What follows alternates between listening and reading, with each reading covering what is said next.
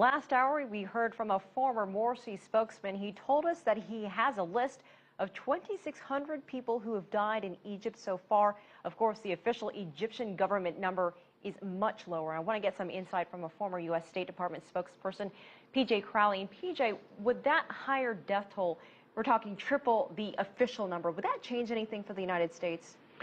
Well, I think the death toll is going to go up. We haven't seen the last of the confrontations between security forces and the Muslim Brotherhood, and that's the dilemma.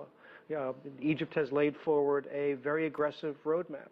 7 months from now, having rewritten a constitution, conducted a parliamentary election, and a presidential election.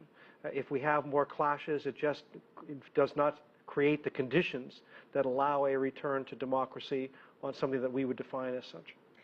I'd like to get a better sense from your former experience at the State Department about what's happening behind the scenes here in the United States right now.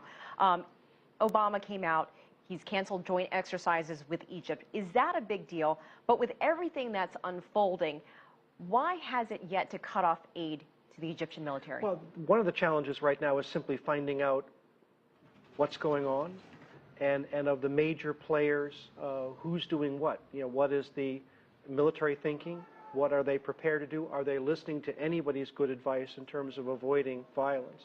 In terms of the Muslim Brotherhood, how are their calculations changing? And do they have control over their supporters who are obviously taking actions on their own? So part of the challenge is just finding out what's going on. And then obviously, what kind of levers do you have? The United States has limited influence. It's a weak hand to play, and they're looking to figure out what cards can we play. Obviously, the aid is part of it. The president sent a strong message today, and that Bright Star message will get the military's attention. One of the challenges for the administration is how do you convince the Muslim Brotherhood that has been pushed out of political power to re-engage in a process so that you achieve your long-term objective, which is a return to civilian rule and a more inclusive democracy than Egypt had before. But of course, they are saying that they are, and they're willing to compromise. We've also seen the United States try to prevent this from happening, to get ahead of this violence. And two current, powerful U.S. Senators, John McCain and Lindsey Graham, recently spent some time there in Egypt. And I want to play something that Senator Graham said and then get your reaction to it. In a democracy, you have to sit down and talk with each other, even though you may not like the person on the other side of the table. One of two things are going to happen. Things are going to slowly get better, and that means releasing some prisoners and beginning to talk. Or they're going to quickly get worse, which means people are going to start dying, and that, to me, is the worst outcome. Well, those comments came several days ago, and things have gotten worse, and yes. We have more protests ahead tomorrow. Yes, and I mean, this is the work of a generation. We shouldn't be surprised, and 2 years ago, we understood that the path to democracy in Egypt would not be a straight line. There would be mistakes made, and all of the players in Egypt are making those mistakes. That said, the greatest challenge is within politics, how do you move from a psychology of zero-sum, I gain, you lose, to something that's positive-sum. We all have an investment in the future of Egypt, and we all get to play a part in that process.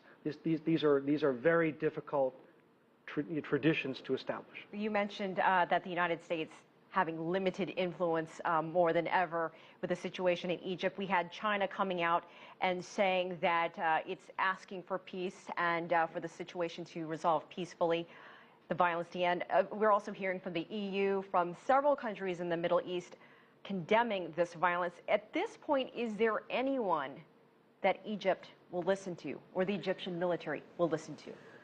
Well, I mean, there are lots of countries and players providing good advice. So far, the Egyptian military is not necessarily following any of that good advice, and that's what's crucial here. This is a process that is owned by Egyptians. These are Egyptian decisions, and these are Egyptian mistakes. And sometimes you, unfortunately, have to learn from mistakes to advance. The real difficulty here is in terms of the reestablishment of the emergency law. We're back to where Egypt was in December of 2010. We've had one attempt at at a democratic process. Obviously, that has stalled. The real question is, how does anyone, whether it's an interim government, the military, or other players, come together and turn this around and move a process forward? The road today is much more difficult than it was 6 months ago and 2 years ago. And not getting any easier. PJ Crowell, we appreciate your time. Thanks so Thank you. much.